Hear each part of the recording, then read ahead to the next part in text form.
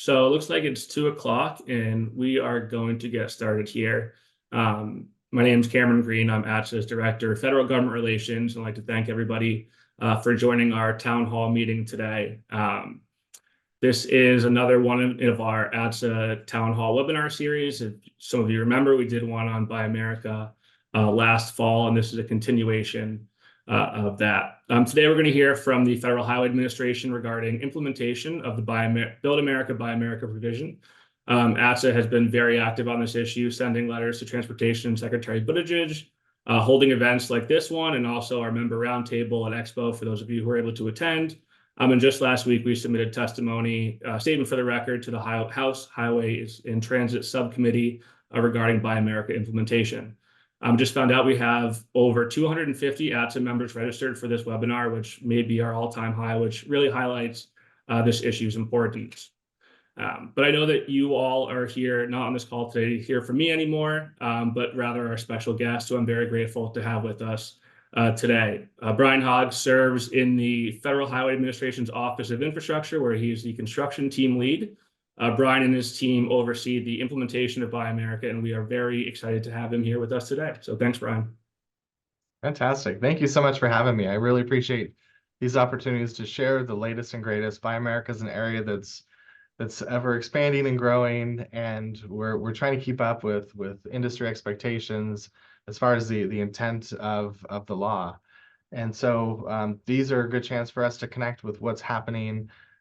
I'd love to get some feedback as well, where we're seeing some struggles. The one great thing about connecting with folks is it's really the consistent message is we agree with it. We should have more manufacturing jobs in the United States.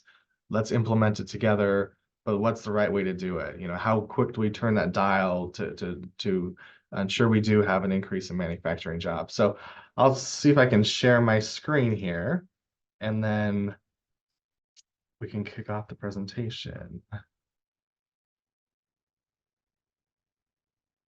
Now, is that sharing my main one or my presentation mode? Your presentation mode. Oh, crud. Okay, let me try that again.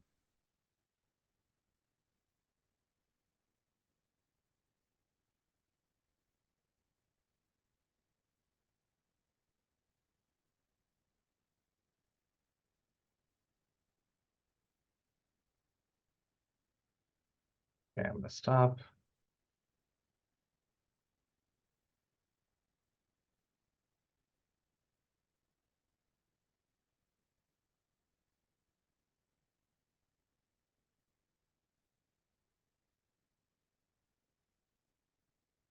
How about that time? There we go.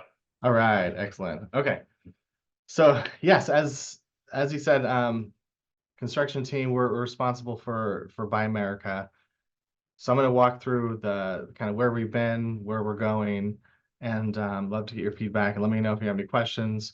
If you're not familiar with our website, I encourage you to visit the Federal Highway Buy America website.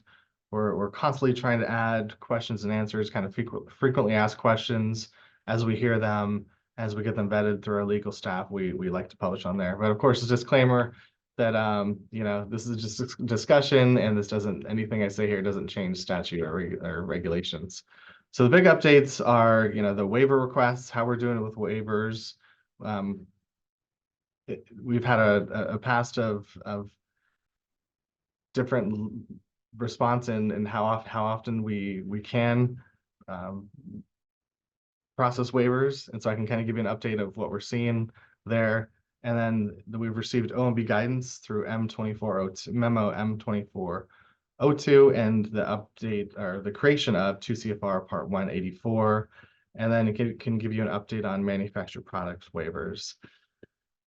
So going back before the bipartisan infrastructure law, we had our Buy America requirements, and those were in 23 CFR 635-410, applying to iron and steel. So if you knew a lot about Buy America, the nice thing is that hasn't changed. So we have requirements for what's expected. We do have a provision for minimal use. And then we also have an optional alternative bid provision. to look at the cost of domestic and non-domestic iron and steel items, and we can process project-specific waivers. So if you knew about iron and steel, Buy America before, the nice thing is that's locked in. And the reason that is, oh, well, I'll get to, so the big change was in bipartisan infrastructure law, where they expanded domestic preference requirements from just iron and steel to also manufactured products and construction materials used in federal aid projects. And so the reason why we get to keep our iron and steel requirements is because in the Build America, Buy America Act, it said, hey, if you already have requirements, existing Buy America requirements, go ahead and keep those and keep working with that. So the nice thing is, of the three categories that we're going to talk a lot about today, by iron and steel, manufactured products, and construction materials, that one didn't change. The other thing is we have an existing general applicability waiver for manufactured products that goes back to 1983. So that second category for manufactured products is in effect still. And so that's a category that we at the moment don't have to worry about. And so really the emphasis has been on that third portion of construction materials. And that's the standard that's important to understand and realize. And that's the standard that we have right now. So digging into that, we have the definition can be found now in 2 CFR 184.3. And we had a preliminary list of items, and that was expanded a little through OMB's final guidance and implementation of 2 CFR 184. So we have non-ferrous metals, plastic and polymer-based products, glass, fiber optic cable, optical fiber, lumber, engineered wood, and drywall. And so now we have a good understanding of what construction materials are, and OMB also added some guidance that says that minor additions to articles, material supplies, or binding agents to a construction material do not change the categorization of construction material. So as of right now, that is not something we plan on defining what a minor addition is. So that's going to be the responsibility of the state DOTs to kind of quantify what that means with a reasonable understanding of the law. And then items that are not construction materials, obviously the other categories. So if it's iron and steel, it's not a construction material. If it's a manufactured product, I mean, it's not a construction material. If it's a manufactured product, it's not a construction material. If it's cement or cementitious materials or aggregates such as stone, sand, and gravel, or aggregate binding agents, those are all not construction materials. And in bill, it talks about cement and cementitious.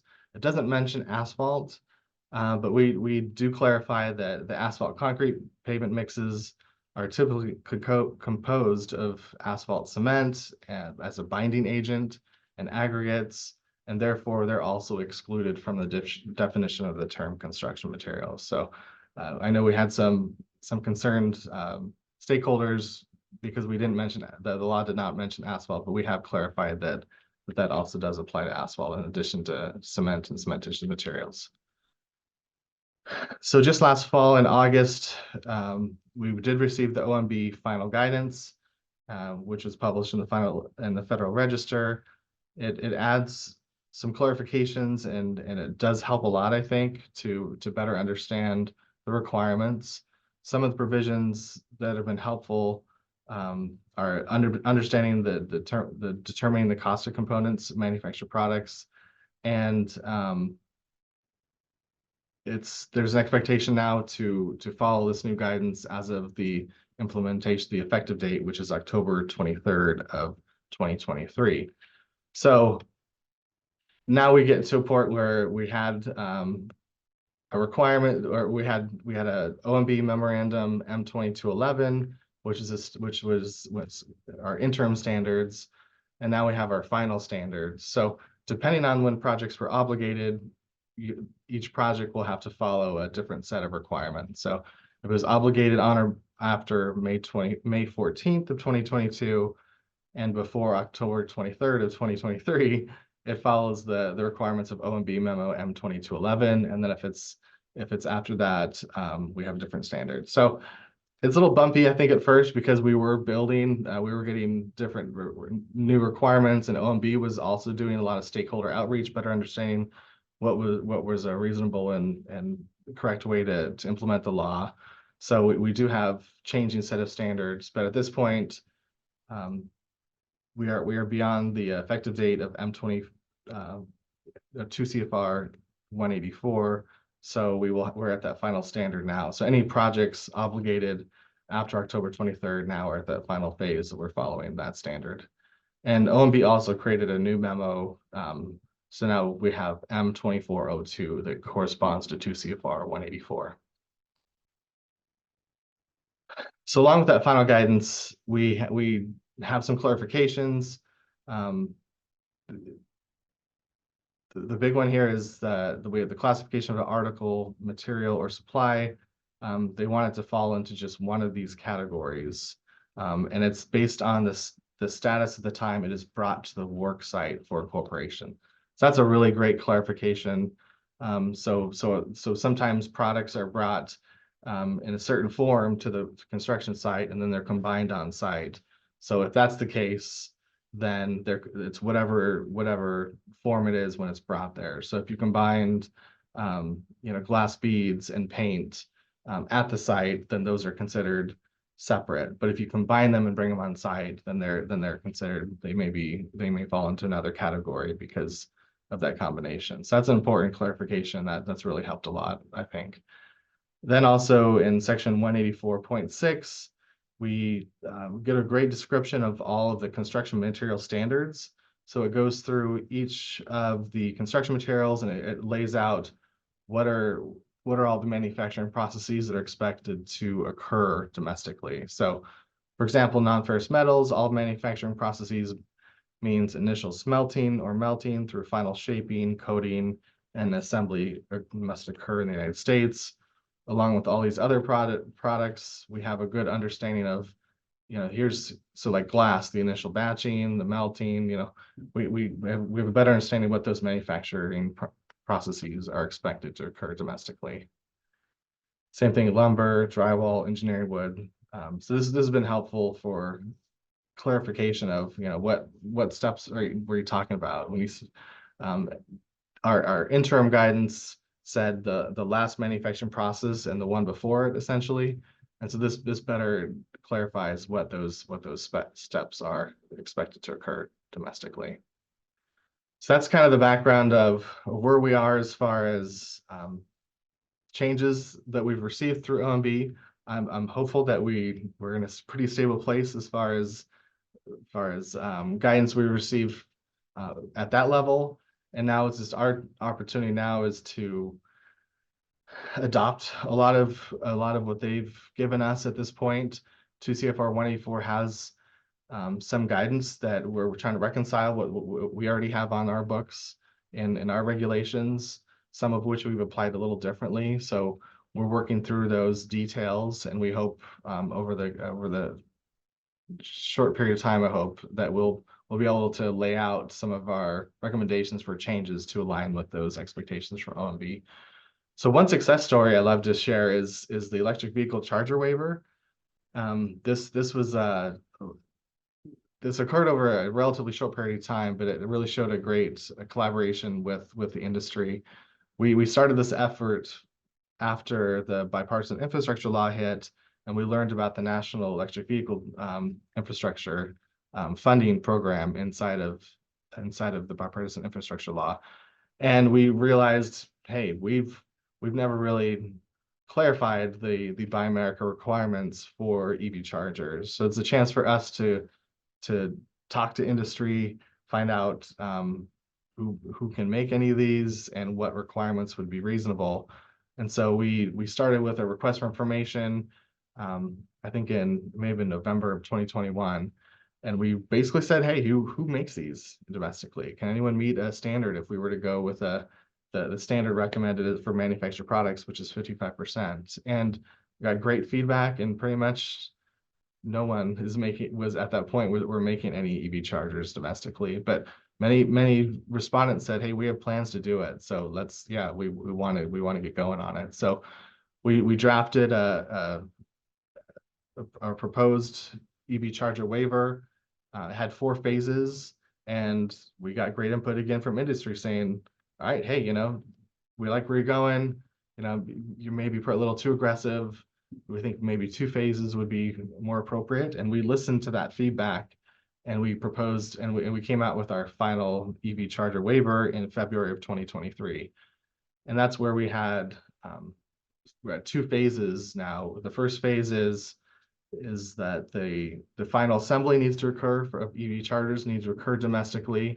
And if the casing is made out of iron and steel, that casing must be manufactured with US steel. And then the second phase, which starts in July 1st of this year, is that 55% of the cost of the components must be manufactured in the United States. And so we're getting close to that second phase. We also agreed in this waiver to put out requests for information, just to kind of check the pulse of the industry, saying, hey, are we going too fast? Are we going too slow? Do we need to tweak anything? And we just published one and got comments back in December.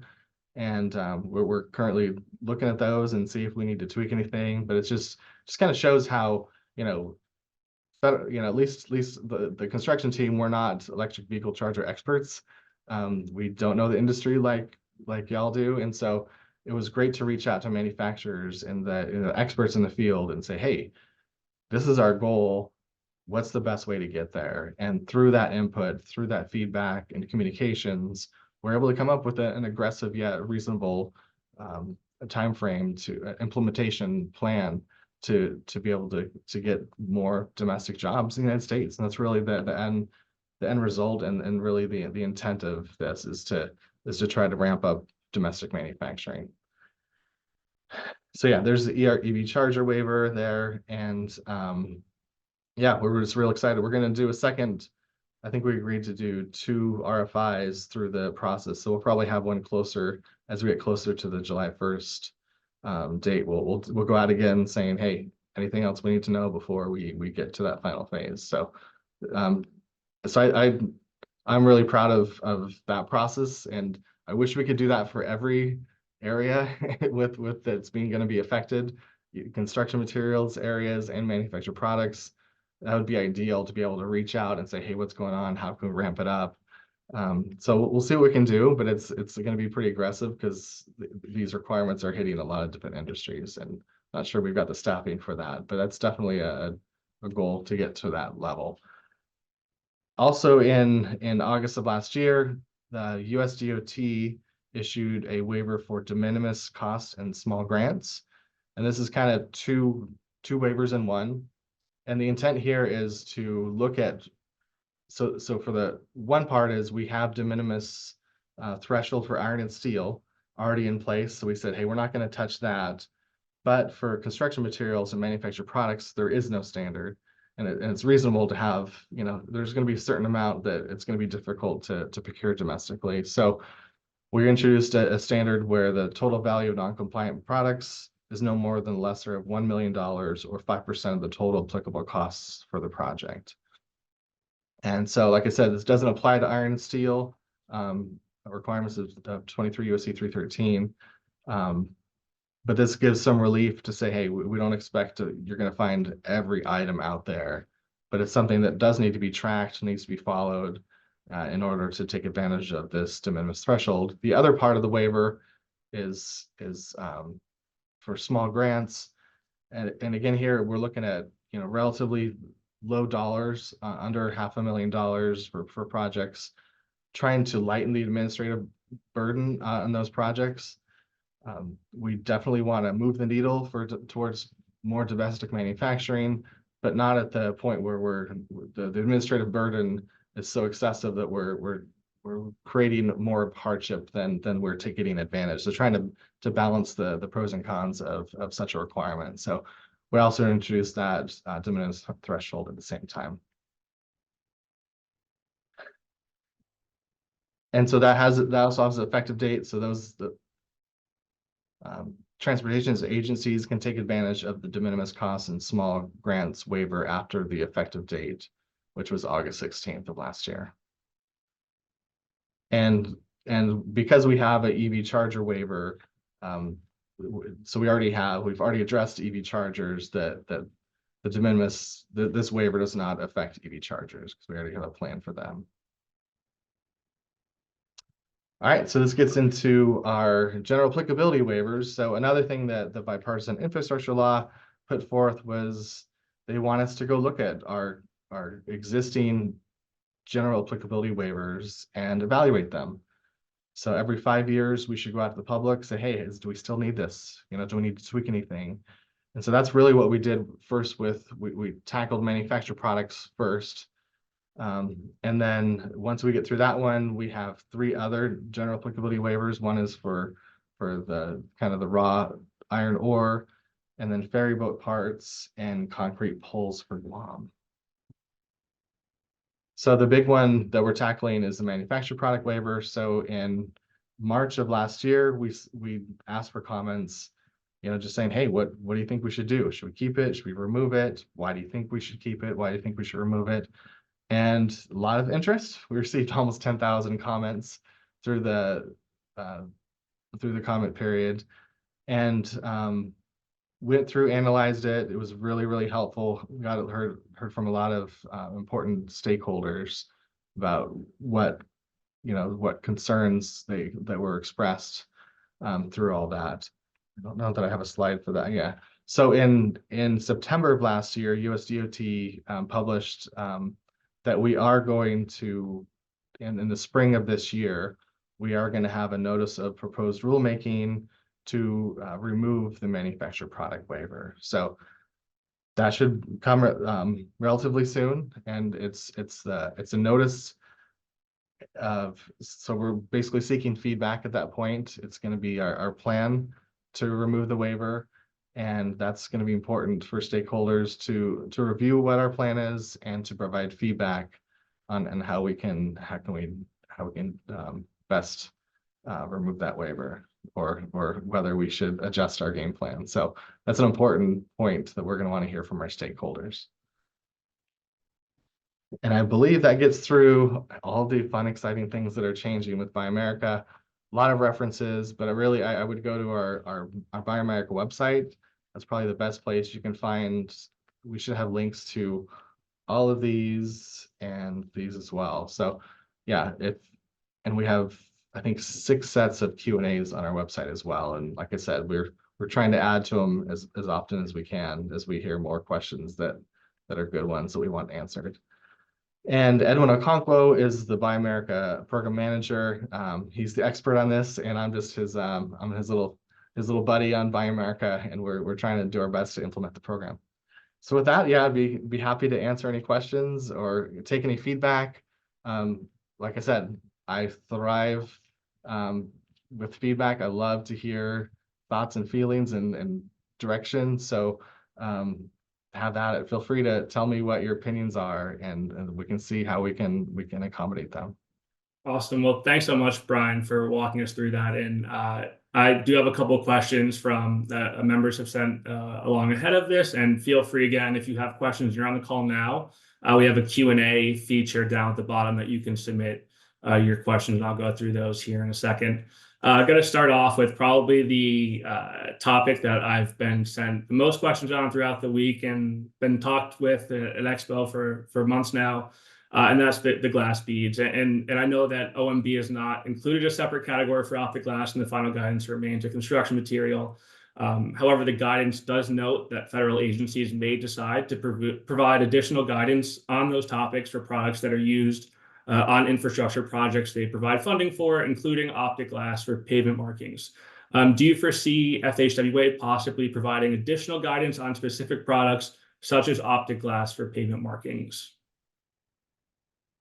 So yeah, we're always willing to provide more guidance. So I guess I would come back with the question of what are the questions that need answered. And I mean, glass beads is one I've heard for, I think, from the start, really, a concern about the amount of domestic manufacturing. And so we do have the option if we can provide the data, if to say, hey, we have a national shortage, here's the data, here's how we know, here's the supply chain issues. Um, if we are fueled with that information, we do have the authority to propose either a waiver or some kind of um, method of relief to until we can get more manufacturing. So we're really open to any and all recommendations on how to address the concerns related to glass beads, but it'd be really helpful to better understand what those are and whether it's just us explaining, the nuances of what the requirements are, or if it is truly a shortage that we're experiencing. And I know that there's been, and I've heard from some members and some DOT folks about some confusion. And just to clarify again, if you're bringing glass beads and material for pavement marking separately to a job site, those are two separate categorizations, correct? Yeah, so that's what the great part of the OMB guidance is. It's yeah, if you just have a container of glass beads and it arrives at the job site, then that's a construction material and those need to meet the requirements.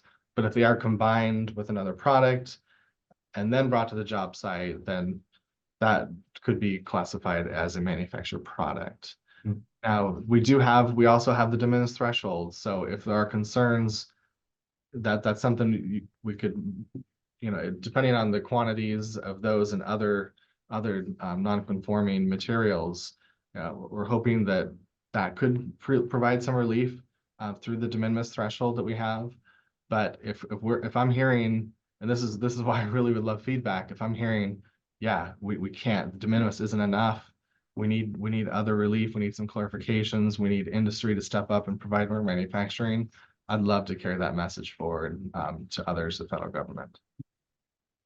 Great. Another question we have here. I've heard from ATSSA members and state DOTs about a lack of kind of uniformity across states. And I know right now kind of states are kind of figuring it out in their own way regarding certification. Do you see a scenario in which FHWA implements some sort of federal standard for product certification, whether that's something as simple as using the same paperwork across each state, up to having a nationwide approved products list or clearinghouse for individual products, so members don't have to certify their product each time they have to go out onto a project? Great question. Absolutely. We do want to release some guidance clarifying the expectations.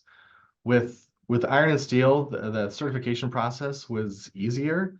A lot of time it was structural steel, where there were like heat numbers on the iron and steel, and then we'd get paperwork that said, hey, this lot came from here, and then we connected that to a steel manufacturer.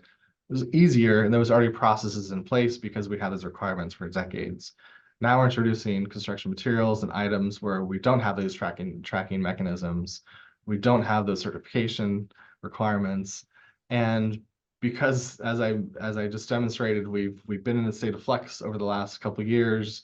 It's been tough for us to be able to set standards because we were waiting on that final clarification. So now that we expect some stability with those expectations and requirements, we are developing guidance that would be applied to manufacture product or to right now to construction materials, but they would probably equally apply to iron and steel. So we're actually, again, this would be as we're preparing the certification requirements. Again, would love some feedback on like, hey, here's a great example. If we could just have this written here, and just any kind of recommendation, we would love to build on processes that are already in place with manufacturers. We don't want to reinvent the wheel and create a new standard. If there are some things we can build on, we've been talking to ASHTO. They have a Buy America repository that they're willing to make available to have manufacturers upload their Buy America certifications on there. So I think we have some of the pieces in place.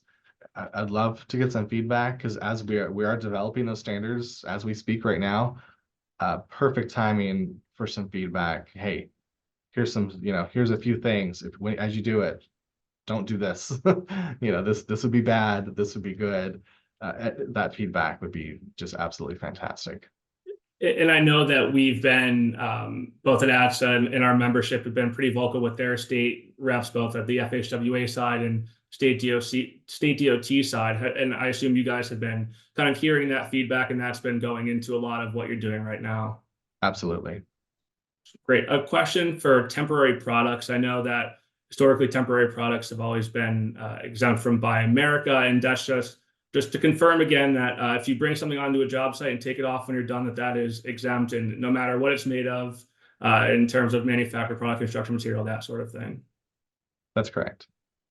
And I guess one thing here, it was great that we had a member open forum a couple of weeks ago at our expo in San Diego. And one thing regarding temporary products that we heard that I know someone had a question on is that when they do go to get their product certified and it's temporary, when they go to fill out the form and it's is your product Buy America compliant, yes or no?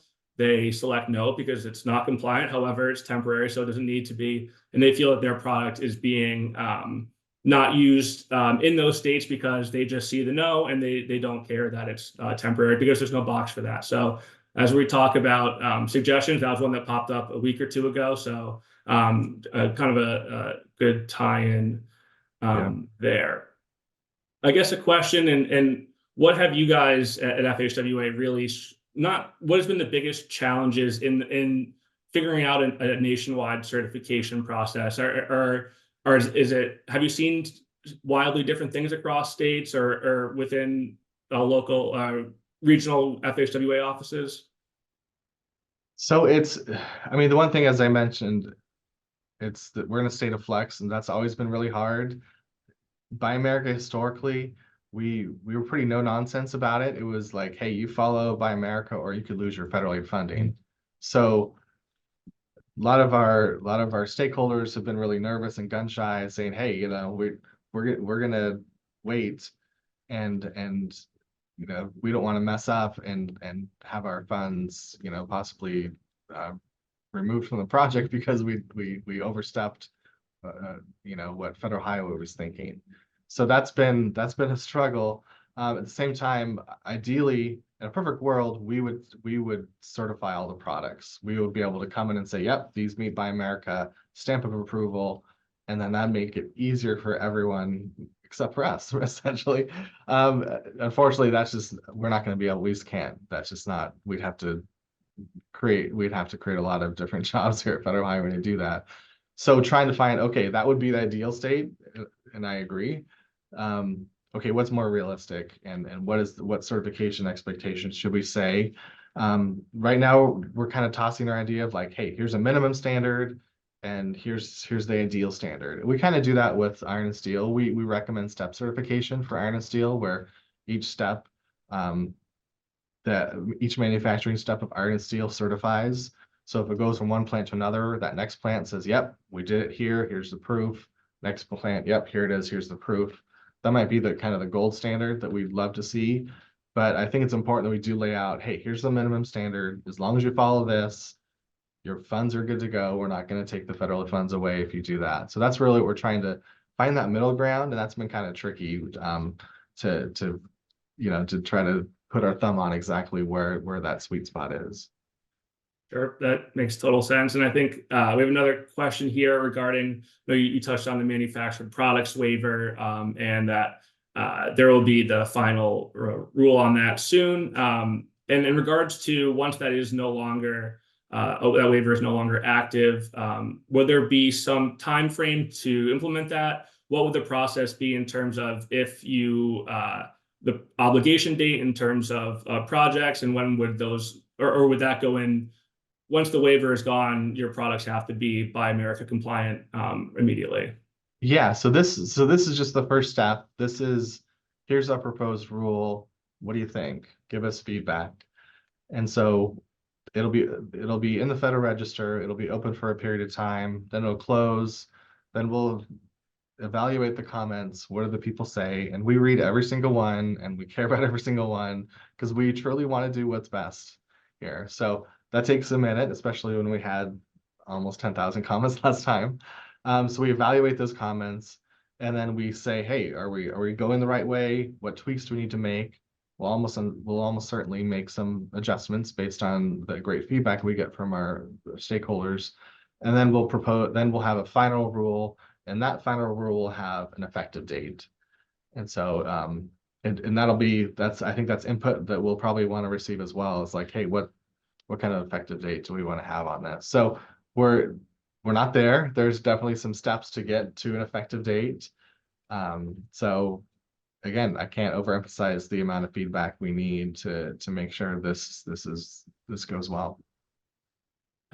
Question here, and one that we've gotten a few times, and that's regarding foreign subcomponents. And so the question is, if a manufactured product uses components made from foreign subcomponents that are transformed by process into US made components, does that qualify as Buy America compliant? I guess what would kind of be the math there in determining that? Yeah, those are the details we got into with the EV charger waiver. So we actually have a set of Q&As on our website that talks a lot about components and subcomponents.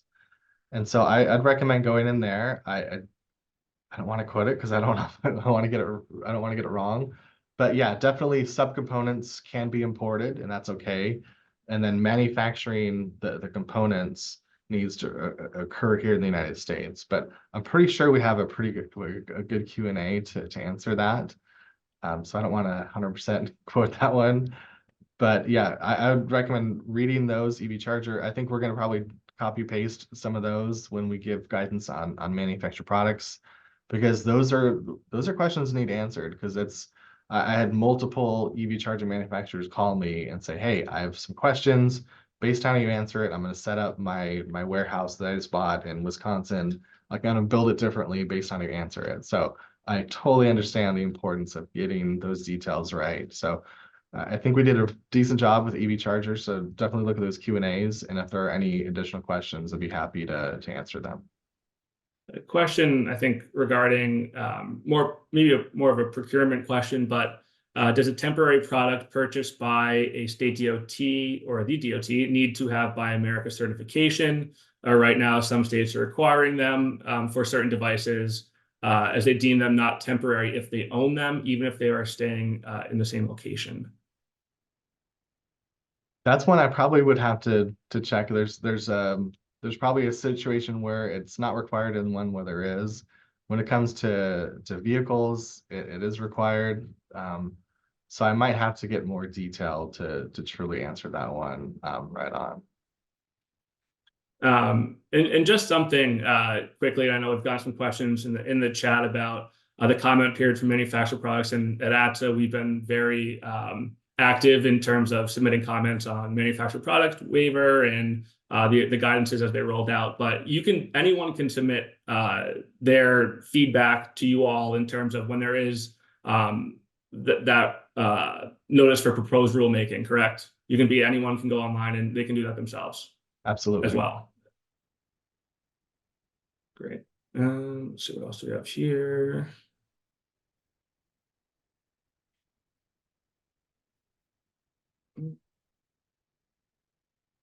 Another question regarding glass beads. So if glass beads and paint are brought to the job site mixed together, they would be considered a manufactured product. Yes, if they're mixed before coming to the job site, yeah. So as soon as you cross that magic threshold of being on the job site, that's when it's categorized. So if you got paint and glass beads already mixed together, that's a manufactured product. Yes. Category regarding metal products. So what category falls under an aluminum pole? Is that a manufactured product, construction material, or iron and steel compliant? It depends, I would say. If it's all aluminum, then it'd be a construction material. If through the manufacturing it's combined with other elements, other construction materials or iron and steel items in a manufacturing process, then that would meet the definition of a manufactured product. So really, it truly does depend on when it's brought to the job site, and if it's a I forgot the terminology, but a limited amount. if, it's just a very small amount of another item, then we're not going to count that. But if there's a, decent amount of another item, then that would be a manufactured product. So. In terms of the waiver process, and if one of our members does want to apply for a waiver, who is filling out the waiver? Is that the contractor? Is that the manufacturer? Typically, who do you look to when you do receive a waiver? Who are you looking to receive that from? Yeah, I meant to talk about waivers. So I'm glad you asked a question. So again, because of the state of change we've been in, we were holding off on waivers until we got that final guidance. We have since been processing waivers. So after August of last year, we processed 2 project-specific waivers, and we have plans to process several more here in the next couple months. So they do. The process is to go primarily. It's a project-specific waiver. So it's a federal aid project. If it's an item you want to waive on a federal aid project, so it'd go through the project sponsor, which is it's normally going to be a state DOT or a local agency, or depending if they get a discretionary grant, it could go to a non-state DOT entity. So it would go through the project sponsor, and then it would go to the division office, the Federal Highway Division office in that state, and then to my office for processing. And I guess just a question following up. What do you think is? I know this is a tough question. What would an average timeline be? And that may not be a question you can answer, but I know you guys are inundated with them right now. But just if you have a ballpark range, maybe. So we're getting there. I think we're getting to the point where we want it to be predictable. If I have my way by the end of this year, I would love to put things on our website saying, hey, plan on this long of time from start to finish. Just right now, because there are so many things that are changing, we're really, honestly, we actually are mapping out our process on who needs to see what at what time, who reviews what, when do I go to certain levels for approval. That's all being drafted right now. So we're establishing that process. And so the first couple waivers that we did, they were kind of our guinea pigs to say, hey, okay, what's happening? What are we trying to accomplish? Who reviews it at what point? And we've had some bumps, and actually one of them was a submersible pump in Illinois. And we got to the point where we posted to our website for 15 days for public comment, and a manufacturer said, hey, I can make that. And so we pause the process, and then we tell the project sponsor, hey, connect with that manufacturer, find out if that's true, that they can meet your needs, and then we would stop the process if that were the case. So sometimes there's delays like that one, so it took them a few months to connect with that manufacturer.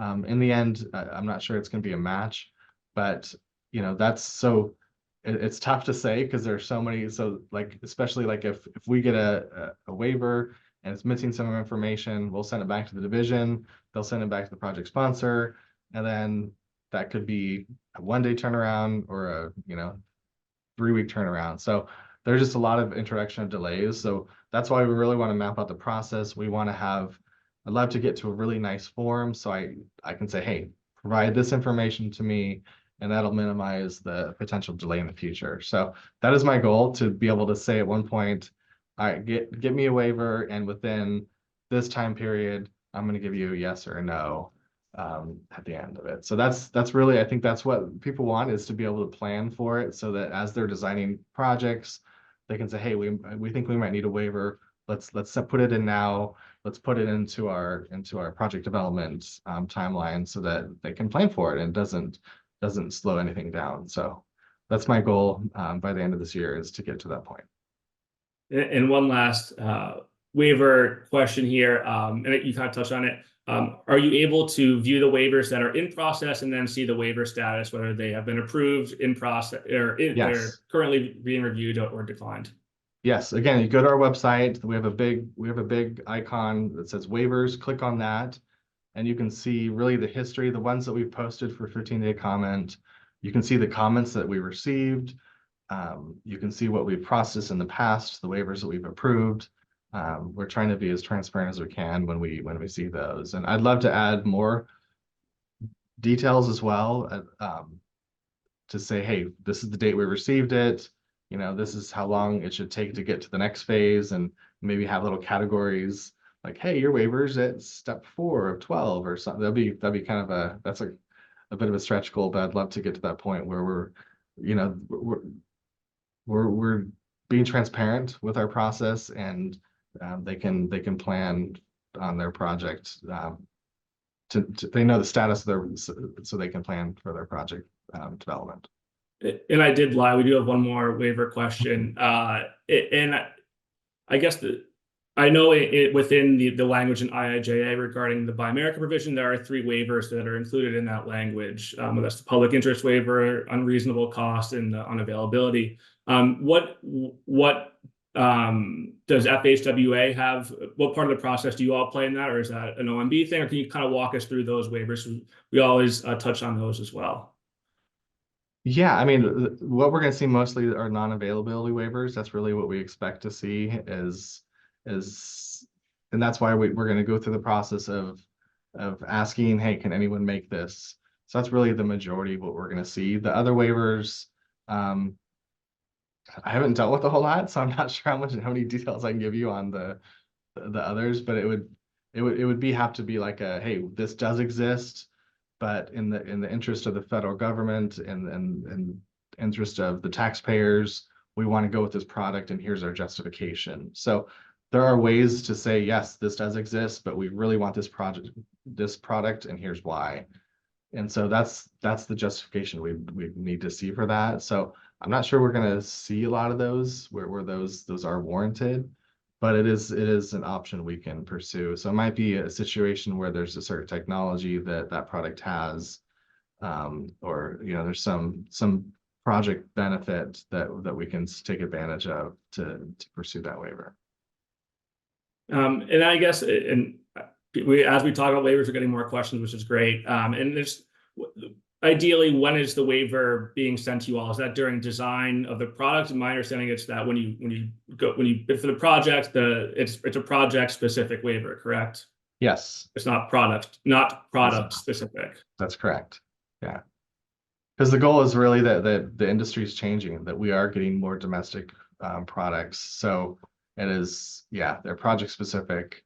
And yeah, ideally is as soon as the designers can identify that there's only one option. First, we encourage them to look at their design and see if that's truly the product that must be incorporated, and they've done their market research that they can't find anything out there, and we can see that, and then we process the waivers. And then that's why, yeah, the earlier the better, because then it gives us some time to process the waiver and go through our procedures. Question: can you kind of take me through how you all break down the 55% rule of manufactured products? What are the factors that go into that math, and how do you get to that 55%? I know we've had questions about, is labor, is shipping, is installation included in that? Can you kind of break down what would be included in that number? So it's purely the cost of components.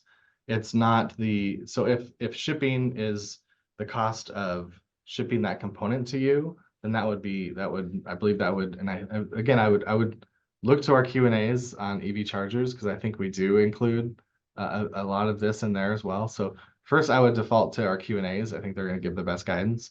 But based on my recollection of what we said, it is, yeah, it can include shipping. So that would be like a purchase price would include shipping, but it doesn't include the labor of actually putting the components together into the product. That is not. So it's something we can calculate, saying, like, if it were a computer, it would be like, all right, the cost of the hard drive is this, the cost of the memory is this one, the CPU costs this amount. And if we get to a point where we do have a form that we'd want, it would probably be one where we have the components listed, the cost of each one, the percentages, and then at the bottom we want to see it at 55% or higher. So that's really kind of how that adds up at this point. Great. Question here, interesting one, regarding auditing enforcement. So like some ATSSA members have maybe seen competitors listing products that are not manufactured in the United States and in a foreign country, 100% manufactured in a foreign country, as being Buy America compliant. What remedies are there to report or audit suspected fraud? And would that go through you, OMB? How would that process work? Yeah, so if it's a known case of fraud, we'd recommend them go to the Office of the Inspector General, the OIG. They have a hotline you can recommend them to. If there's some unsure part of it, I would go to the division office or to my office and say, hey, this looks suspicious. But definitely I would report it. I wouldn't sit on it. I would either go to the if you really think it is fraud, I think OIG is a good place to go, or we can do some investigative work and we'd probably want to verify it, and then at some point we'd probably um, go to the OIG ourselves as well. So yeah, that's going to help. Is the industry is going to kind of help to self-report and to let us know of competitors that they have concerns or know are not meeting their requirements. A question, I know that states are requiring certification, obviously, for construction materials with manufactured products currently being waived. As we have to start certifying manufactured products with the loss of that waiver, would you think that process of certification would be similar to what our members are dealing with now in terms of construction materials, or do you think that could be a completely different process?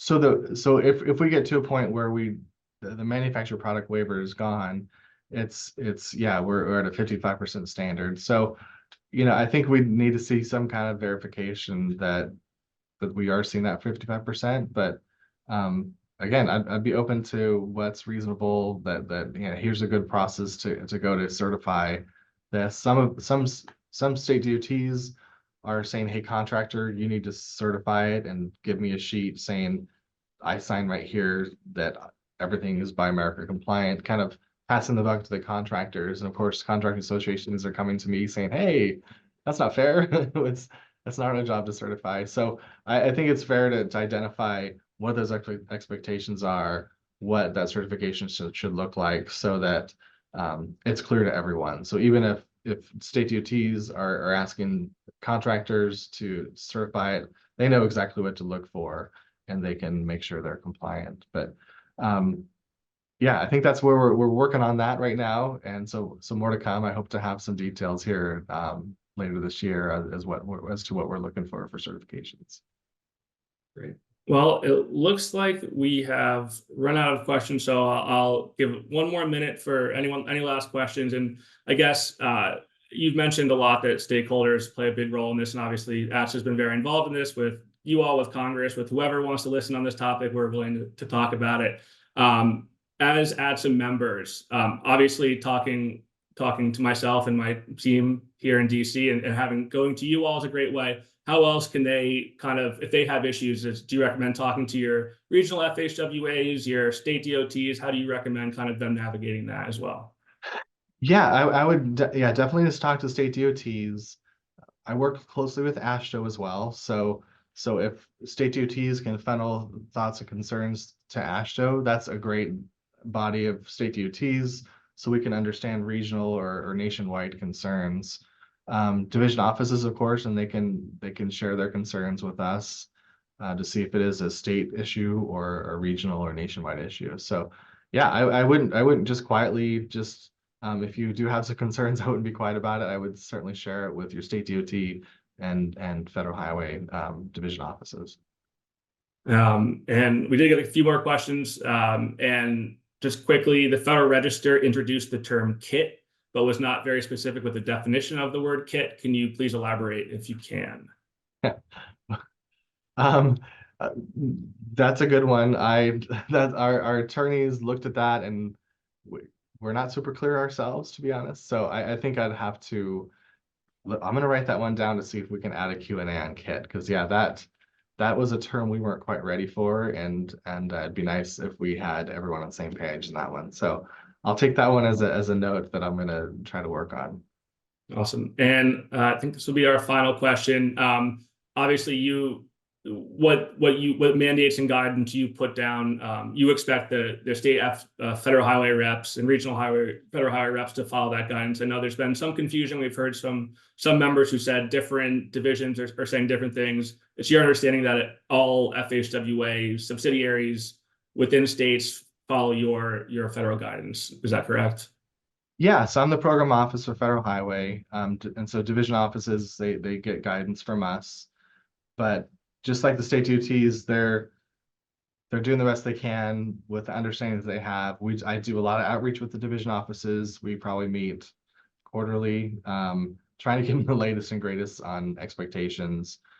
But sometimes they understand it a certain way, and so if there's a misunderstanding or clarification needed, yeah, I would bring it up and ask the division office, like, hey, can you get on the same page with headquarters and see if that is accurate? And it might be, or it might need a little bit of clarification. So again, because we're in a big gray area and there's a lot of change, it's reasonable to expect some differences and understandings. So it's just important to bring it up and we can clarify it. I've got a team of attorneys that love to review all my emails, so be happy to get a question and I can run it through my legal staff and give you a solid answer on any questions you may have. Great. Just a couple of quick housekeeping. I know a lot of questions about will this be available? Yes, this has been recorded and we have it for ATSSA members, and I think it'll go up on our YouTube or be distributed through our email system. And finally, Brian, thank you so much for taking the time today. I know how busy you all are. You've heard from Brian about what they all have going on at FHWA, so I really appreciate taking the time to meet with us, and I look forward to continue our partnership and working together on this topic throughout the coming months. Thank you. Great. Thanks everybody for joining us today.